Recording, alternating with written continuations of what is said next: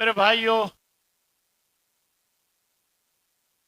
یہ حج کے دن ہیں اور اللہ تبارک و تعالی نے حج کی مناسبت سے خاص طور پر مکہ مکرمہ کو مرکز بنایا ہے، اور مکہ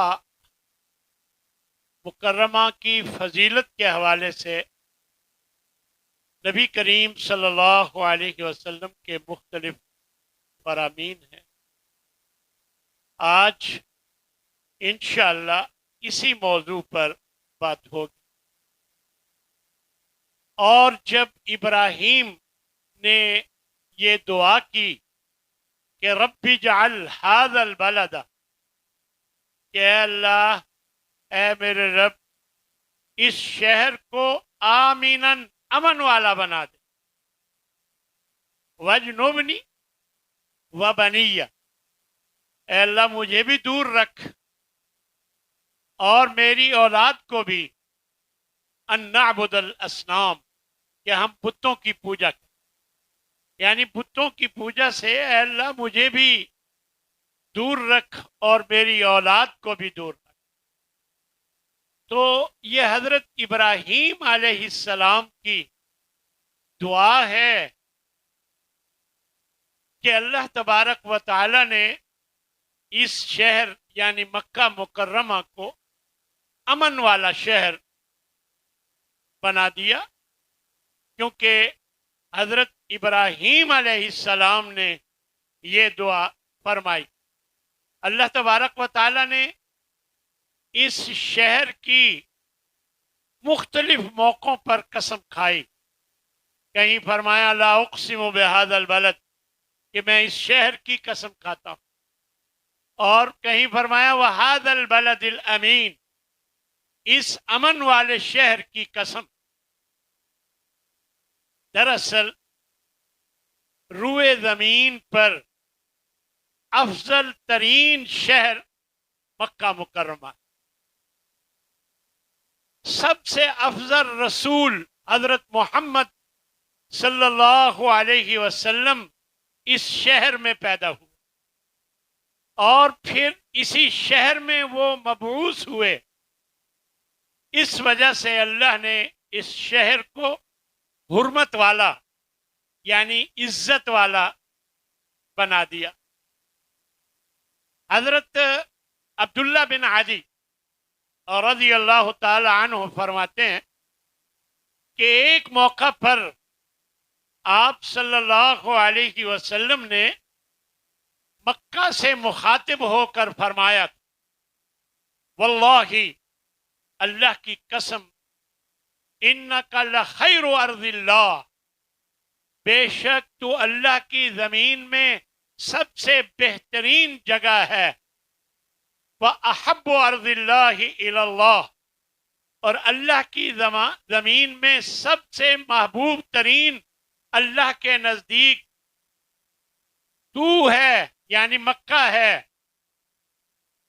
وَلَوْلَا أَنِّي أُخْرِجْتُ مِنْكِ، اگر مجھے تجھ سے نکالا نہ جاتا، ما خرجت، میں کبھی نہ نکلتا۔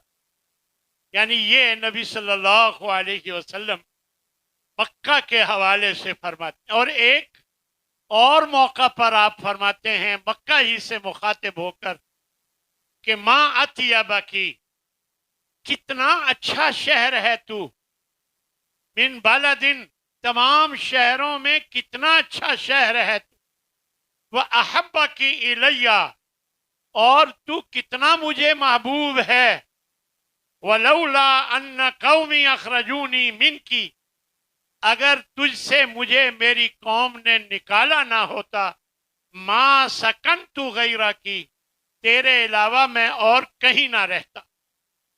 یعنی یہ نبی صلی اللہ علیہ وسلم، یہ دونوں روایات ترمذی کی ہیں، آپ صلی اللہ علیہ وسلم یہ فرماتے ہیں۔ اور پھر حضرت ابراہیم کی وہ دعا جو ابھی میں نے آپ کے سامنے پڑھی، آپ کو بتائی کہ جب ابراہیم نے یہ دعا کی علیہ السلام نے، رب اجعل هذا البلد آمنا، کہ اللہ اس شہر کو امن والا بنا، وجنبنی وبنی ان نعبد الاصنام، اور مجھے بھی اور میری اولاد کو اس بات سے دور رکھ کے ہم بتوں کی پوجا کریں۔ رب انہن اضللن کثیرا من الناس، کہ اللہ یہ بتوں کی پوجا نے بہت سے لوگوں کو گمراہ کر دیا ہے۔ فرمایا فمن تبعنی فانہ منی، جو بھی میری پیروی کرے گا تو وہ اس کا مجھ سے تعلق ہے، وہ مجھ سے ہے۔ ومن عصانی فانک غفور الرحیم، اور جو میری نافرمانی کرے گا تو بے شک تو بخشنے والا بڑا مہربان۔ تو یہ مکہ کی فضیلت میں حضرت ابراہیم علیہ السلام کی دعا بھی اللہ تبارک و تعالیٰ نے قرآن مجید میں بیان فرمائی۔ تو میرے بھائیو، مکہ بہت عظیم شہر، اس کے ساتھ بڑی لمبی تاریخ وابستہ ہے۔ حضرت ابراہیم علیہ السلام اور ان کے بیٹے، ان کی اہلیہ، ان کے خاندان کی اس شہر سے بہت بڑی اور لمبی تاریخ ہے۔ حضرت ابراہیم علیہ السلام، حضرت ابن عباس سے یہ ایک روایت ہے، لمبی روایت، کہ حضرت ابراہیم علیہ السلام حضرت ہاجرہ اور حضرت اسماعیل، جو ابھی بالکل چھوٹے بچے تھے، ان کو بیت اللہ کے پاس، بیت اللہ تو اس وقت نہیں تھا لیکن اس جگہ کے پاس جہاں آب زمزم ہے، وہاں حضرت ابراہیم علیہ السلام اپنی بیوی، اپنی اہلیہ حضرت ہاجرہ اور اپنے ننھے منھے بیٹے حضرت اسماعیل کو وہاں چھوڑ کر آنے لگے، ایک تھیلا کھجور کا اور ایک مشکیزہ پانی کا، یہ ان کے حوالے کیا اور پھر واپس آنے لگے۔ وہاں کوئی درخت، کوئی آدمی، کوئی پانی کا نام و نشان کچھ بھی نہ تھا۔ حضرت ہاجرہ فرمانے لگی، روایات میں آتا ہے، اتترکنا ہونا، کیا آپ ہمیں یہاں چھوڑ کر جائیں گے؟ یہاں کوئی پانی نہیں، کچھ بھی نہیں ہے، کیا آپ ہمیں یہاں چھوڑ کر جائیں گے؟ آپ نے کوئی جواب نہیں۔ 3 مرتبہ انہوں نے کہا، آپ نے کوئی جواب نہیں۔ آخر کار حضرت ہاجرہ فرمانے لگی، اللہ ہمارا کا بہذا، کیا آپ کو اللہ نے یہ حکم دیا ہے؟ تو انہوں نے سر ہلا کر جواب دیا کہ ہاں۔ تو حضرت ہاجرہ بھی نبی کی اہلیہ تھی، ان کی بھی تربیت تھی، وہ فوراً کہنے لگی، اذن لا یضیعن اللہ، اگر ایسی بات ہے کہ اللہ کا حکم ہے تو پھر اللہ ہمیں ہرگز ضائع نہیں فرمائے گا، پھر اللہ ضرور مدد فرمائے گا۔ یعنی یہ سبق ہے ہمارے لیے کہ بظاہر وسائل نظر نہیں آ رہے، لیکن جب اللہ کا حکم آ گیا ہے تو اب اللہ پہ امید رکھیں اور اللہ کے ساتھ دل لگا کے رکھیں، اللہ سے اچھی امید رکھیں، آس رکھیں۔ یہ تربیت ہے جو اللہ تبارک و تعالیٰ نے اپنے انبیاء اور ان کے گھرانے کی۔ پھر آپ واپس ہوئے اور ایک ٹیلے پہ چڑھ کر دعا کرنے لگے۔ آخر بیٹا تھا، بیوی تھی، اور اسے جنگل میں چھوڑ کے جا رہے ہیں. ٹھیک ہے اللہ کا حکم ہے، لیکن ظاہری طور پر بہت بڑی بات ہے کہ کوئی بظاہر ٹھکانہ نہیں ہے، پانی بھی محدود اور کھجوریں بھی ایک تھیلا محدود. ایک ٹیلے پہ کھڑے ہو کر دعا کرنے لگے. فرمایا ربنا انی اسکنت من ذریتی، کہ اے میرے رب میں اپنی اولاد کو اس وادی جو ویران وادی ہے چھوڑ کے جا رہا، یہاں ان کو ٹھہرا کے جا رہا. بوادن غیر ذی زرع، یہاں کوئی زراعت نہیں، کوئی پیداوار نہیں. عند بیتک المحرم، تیرے حرمت والے گھر کے پاس. ربنا لیقیموا الصلاۃ، اے ہمارے رب صرف اس لیے کہ یہ اولاد یہاں نماز قائم کرے گی. فاجعل افئدۃ من الناس تہوی الیہم، اے اللہ لوگوں کے دلوں کو ان لوگوں کی طرف پھیر دے، لوگوں کے دلوں کو ان کی طرف پھیر دے. ورزقہم، اور انہیں رزق عطا فرما. من الثمرات، پھلوں کا رزق عطا فرما. لعلہم یشکرون، تاکہ یہ شکر ادا. آپ اندازہ لگائیں کہ حضرت ابراہیم اس موقع پر جب سامنے کوئی وسائل نظر نہیں آ رہے، یہ دعا فرماتے ہیں کہ اللہ میں اس غیر زرخیز غیر آباد وادی میں چھوڑ کے جا رہا ہوں اپنی اولاد، اپنے بیوی بچوں کو. اے اللہ صرف اس لیے کہ یہ نماز قائم کریں، لوگوں کے دلوں کو ادھر پھیر. اب آپ اندازہ لگائیں ہم میں سے ہر ایک کا دل تڑپتا ہے کہ ہم مکہ جائیں. یہ وہ دعا ہے جو حضرت ابراہیم علیہ السلام نے کی تھی کہ اللہ لوگوں کو دلوں میں اس علاقے کی طرف لوگوں کے دلوں کو پھیر. ہر مسلمان یہ خواہش کرتا ہے، چاہے اس کا کوئی بھی کردار ہو، چاہے اس کا کوئی بھی عمل ہو، اس کا جی چاہتا ہے کہ وہ ایک دفعہ مکہ مدینہ جائے، یعنی مکہ کی طرف جانے کے لیے تڑپتا ہے. یہ حضرت ابراہیم علیہ السلام کی دعا. اور دوسری دعا کیا تھی کہ اللہ ان کو پھلوں کا رزق عطا فرما، پھلوں کا رزق عطا فرما. آپ شاید جانتے ہوں کہ مکہ میں اللہ تبارک و تعالیٰ نے پوری دنیا سے اعلیٰ ترین پھل وہاں آتے ہیں، اور وہاں کے لوگ آج بھی ان زمانے میں، ان دنوں میں جب ابھی موسم نہیں ہوتا وہ پھل کھاتے. اور یہ حضرت ابراہیم علیہ السلام کی دعا، لاکھوں کی تعداد میں حج کے موقع پر لوگ وہاں موجود ہوتے ہیں، سارے پھل کھاتے ہیں، پھلوں میں کوئی کمی نہیں ہوتی. وہاں سب کے لیے پھل میسر ہوتے ہیں اور کوئی بھی محروم نہیں رہتا کہ اسے پھل نہ ملے. تو یہ اللہ کے نبی کی دعا ہے کہ جو انہوں نے اپنے بیوی بچوں کو چھوڑتے ہوئے فرمائی.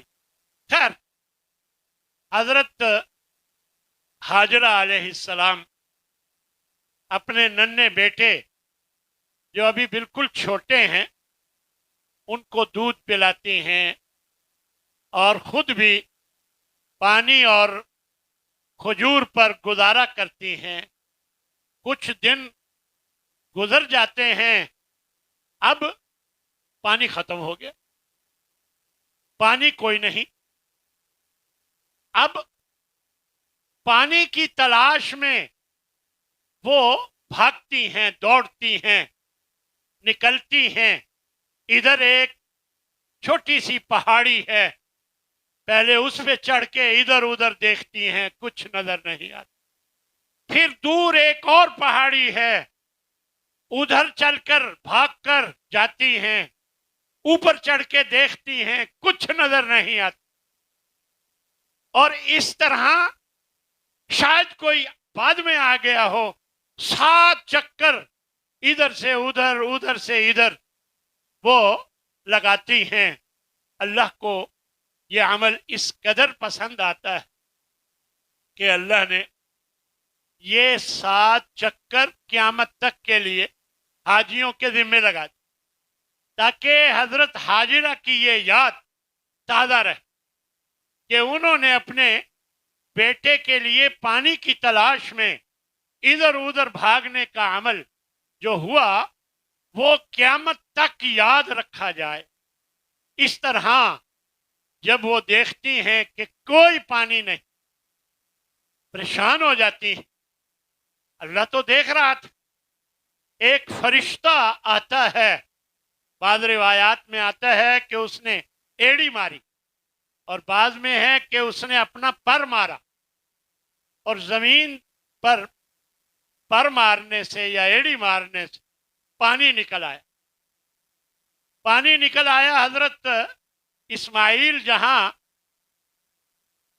पड़े हुए थे, बच्चे थे, जमीन पर ही थे, तो उसके उनके करीब पानी निकल आया। तो हजरत हाजिरा कितनी खुश हुई होंगी। उन्होंने उस पानी के इर्द गिर्द मुंडेर बनाना शुरू कर दी, यानी रुकावट के पानी जमा हो जाए, और फिर चुल्लुओं से अपने मशकीज़े में पानी डालने लगी ताकि कुछ पानी इकट्ठा कर लिया जाए। तो इस मौके पर बाद रिवायात में ये भी आता है कि फरिश्ते ने कहा कि हाजिरा, अपनी जान की फिक्र नहीं करनी, यहाँ पर अल्लाह का घर है, ये बच्चा और इसका वालिद, उसने उस घर को तामीर करना है। यही वजह है कि बाज मुफस्सिरीन ने लिखा है कि ये घर पहले से मौजूद था, जो गिर गया था और वो मट्टी के नीचे टीले में आ गया था, लेकिन ये पहले से मौजूद था पुराने जमाने। अल्लाह ने चाहा कि इसे दोबारा बनाया जाए, तामीर किया जाए। चुनाचे हजरत इब्राहिम अपनी अहलिया और बेटे को छोड़ कर गए, और इस तरह यहाँ वो घर पहले से मौजूद था। तभी इस अंदाज में इंदा बैती कल मुहर्रम, देखें आप, जब वो छोड़ के जा रहे हैं, अभी तो बैतुल्ला नहीं बनाया था, उस मौके पर ये दुआ कर रहे हैं कि तेरे घर के हुर्मत वाले घर के पास, यानी यहां से मुफस्सिरीन ने यही लिखा है कि वो पहले से मौजूद था। तो खैर, इस इलाके में पानी अल्लाह तबारक व तआला ने ये इस फरिश्ते के पांव या पर मारने से निकाल दिया। तो हजरत हाजिरा जम जम ठहर जा, यानी कि इधर उधर ना हो, और मुंडेर बनाने लगी, मिशकीज़े में पानी डाला, और इस तरह ये जमजम का कुआं बन गया। अल्लाह के नबी की एक हदीस है कि यरहमुल्लाहु उम्मा इस्माइल, अल्लाह हजरत इस्माइल की वालदा पर रहम फरमाए। लौ तरकत जमजमा, अगर वो जमजम को ऐसे छोड़ देती, औ काला लौ लम तगरिफ मिनल मा, या आपने ये फरमाया कि अगर वो चुल्लू लेकर मिशकीज़े में ना डालने लग जाती, लकानत जमजमा आइनन माइनन, तो ये जमजम बहता चश्मा बन जाता, यानी बहता हुआ चश्मा बन जाता। खैर, अल्लाह तबारक व तआला ने पानी दे दिया, और ये बहुत बड़ी नेमत थी। उधर से जुरहम कबीले के लोगों का गुजर हुआ। जुरहम कबीले के लोगों का गुजर हुआ। उन्होंने क्या देखा कि एक परिंदा उड़ता हुआ जा रहा है। अब ये इस तरह के इलाकों में बेईमान वीरान जंगलात में सफर करने वाले लोगों को अंदाजा होता है कि किधर पानी है। वो परिंदे को देखकर जिधर जा रहा है अंदाजा लगा लिया कि इधर पानी है, तो वो आपस में प्रोग्राम बनाकर इधर उधर घूमे। आखिरकार हजरत हाजिरा के पास पहुंच गए और उनके पास उन्होंने देखा कि यहाँ पानी मौजूद है, तो उन्होंने इजाजत ली, क्योंकि पानी बुनियादी जरूरत होती है इंसान की कि हम यहाँ रहने लग जाएं, यहाँ रहने की हमें इजाजत दे दी जाए। तो वो फरमाने लगी ठीक है आप रहें, लेकिन इस पानी पर आपका कोई हक नहीं होगा कि आप कहें जी ये हमारा है, यानी आप इस पर कब्जा नहीं कर सकते। बाकी जरूरत के मुताबिक आप हासिल करें, लेकिन आपका इस पर हक नहीं होगा। तो कहने लगे ठीक है। आखिर वो जुर्म कबीले के लोग यहाँ रहने लग गए और इस तरह हजरत इस्माइल भी बड़े हो गए और उन्होंने अरबी भी इन्हीं से सीखी। ये अरब थे, उन्होंने अरबी भी इन्हीं से सीखी। तो इस तरह हजरत इस्माइल जब बड़े हो गए, इसी जुरहम कबीले में आपकी शादी हो गई, जुरहम कबीले के अंदर ही। और हजरत इब्राहीम अलैहिस्सलाम ने अपना आना जाना कभी कभार रखा। एक मर्तबा आप आए कि हजरत इस्माइल घर में मौजूद नहीं है और फिर उनकी अहलिया, उनकी बीवी वहां मौजूद हैं, उनसे हाल पूछा और फिर कहने लगी कि हाल पूछा तो कहने लगी कभी होता है कभी नहीं होता, हाँ जी बड़ी मुश्किलात हैं, और इस तरह का नाशुक्री का इजहार किया। तो रिवायात में आता है हजरत इब्राहीम अपने बेटे इस्माइल के लिए ये पैगाम छोड़ कर गए कि जब तुम्हारे मियाँ आए उनसे कह देना कि अपनी चौखट बदल लो। तो वो जब आए अपनी मजदूरी पे निकले हुए थे, जब वापस आए तो बताया, तो कहने लगे वो मेरे वालिद थे और मुझे बताकर गए हैं कि मैं तुझे तलाक दे दूं, तूने नाशुक्री की।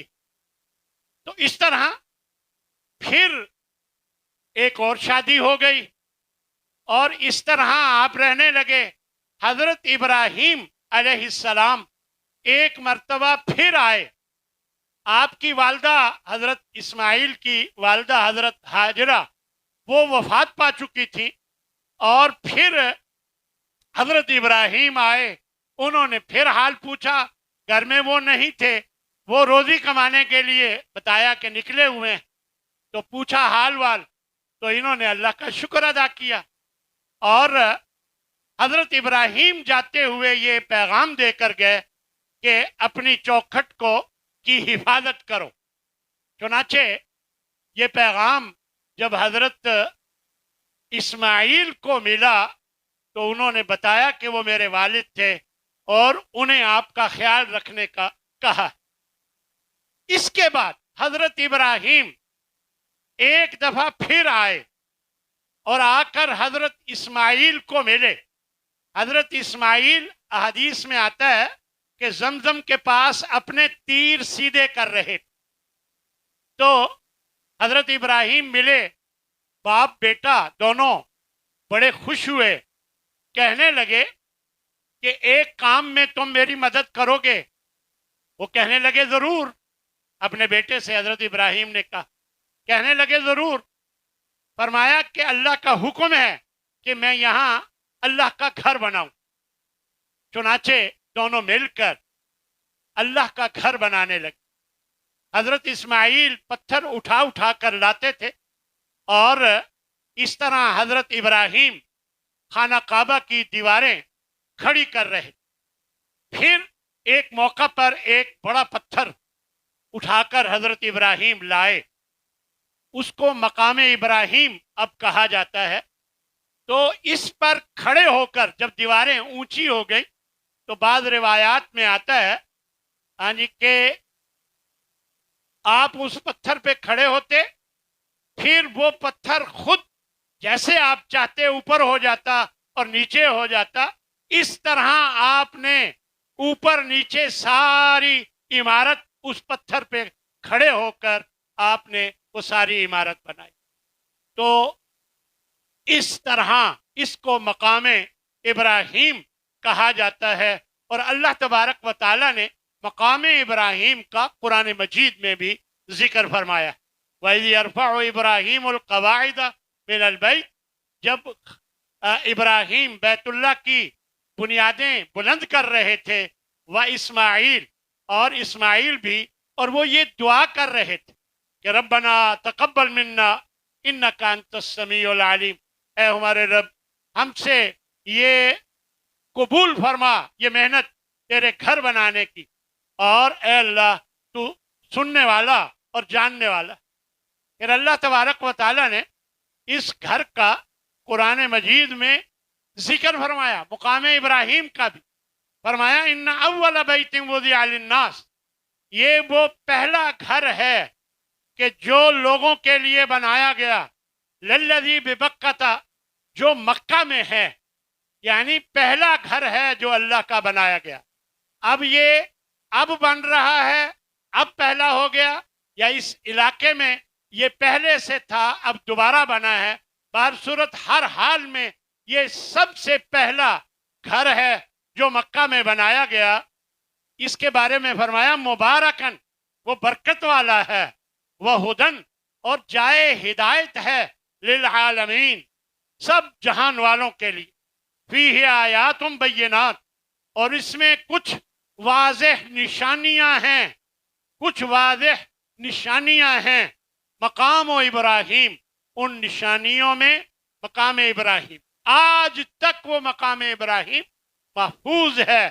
لوگ حج کرنے والے دیکھ کے آتے ہیں، ایک پنجرے سے کہ جو پیلے رنگ کا بنا ہوا ہے پیتل کا، اس کے اندر موجود ہے، محفوظ ہے، یہ مقام ابراہیم۔ یہ وہ پتھر ہے جس پر کھڑے ہو کر حضرت ابراہیم خانہ کعبہ کی تعمیر فرما رہے۔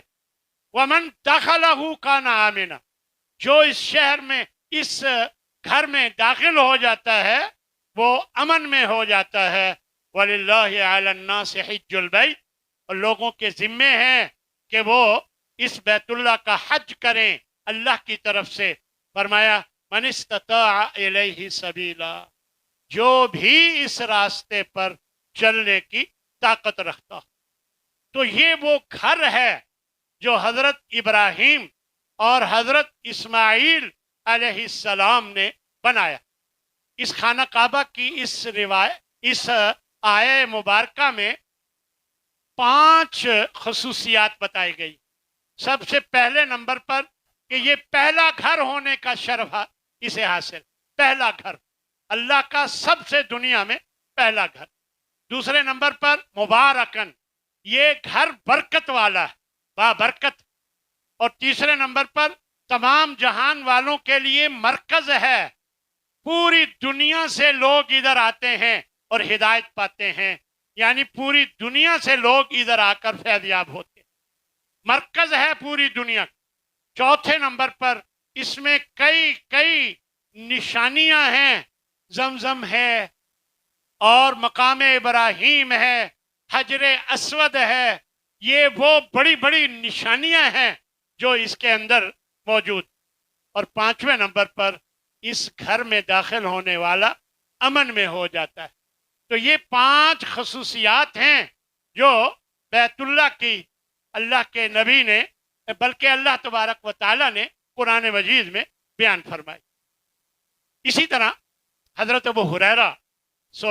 ابو ذر رضی اللہ تعالی عنہ فرماتے ہیں کہ آپ سے پوچھا گیا کہ یا رسول اللہ سب سے پہلی مسجد کون سی بنائی گئی؟ تو آپ نے فرمایا مسجد حرام۔ اور پھر دوسرے نمبر آپ نے فرمایا مسجد اقصی۔ تو پوچھنے والے نے پھر پوچھا کہ ان دونوں کے درمیان کتنی مدت رہی بننے میں؟ کتنی مدت؟ تو آپ نے فرمایا 40 سال، یعنی 40 سال کا وقفہ ہے ان دونوں کے بننے میں۔ حضرت نبی کریم صلی اللہ علیہ وسلم نے یہ بتایا ہے کہ اللہ تبارک و تعالی نے اس گھر کو بار بار آنے کی جگہ بنایا، مثابۃ للناس۔ اللہ نے بھی یہ بات بیان فرما دی کہ ہم نے اس گھر کو، بیت اللہ کو، مثابۃ للناس و امنا، لوگوں کے لیے ثواب کی جگہ، عظیم عبادت گاہ، اجر و ثواب کی جگہ یا بار بار آنے کی جگہ بنا دیا اور امن والا بنا دیا۔ واتخذوا من مقام ابراہیم مصلی، مقام ابراہیم کو نماز کی جگہ بناؤ، یعنی وہاں پر جا کر نماز پڑھنے کی کوشش کیا۔ اور ایک جگہ اللہ نے یہ حکم دیا، وَأَعِدْنَا إِلَىٰ إِبْرَاهِيمَ وَإِسْمَاعِيلَ، ابراہیم کو اور اسماعیل کو ہم نے حکم دیا کہ ان طہرا، کہ تم دونوں اس گھر کو پاک کرو، بتوں سے، دوسری علائشوں سے پاک کرو، اور بیتیا، میرے گھر کو، کس کے لیے؟ للطائفین، طواف کرنے والوں کے لیے، والعاکفین، اعتکاف کرنے والوں کے لیے، والرکع السجود، رکوع کرنے والوں کے لیے، سجدہ کرنے والوں کے لیے، سب کے لیے میرے اس گھر کو پاک کر۔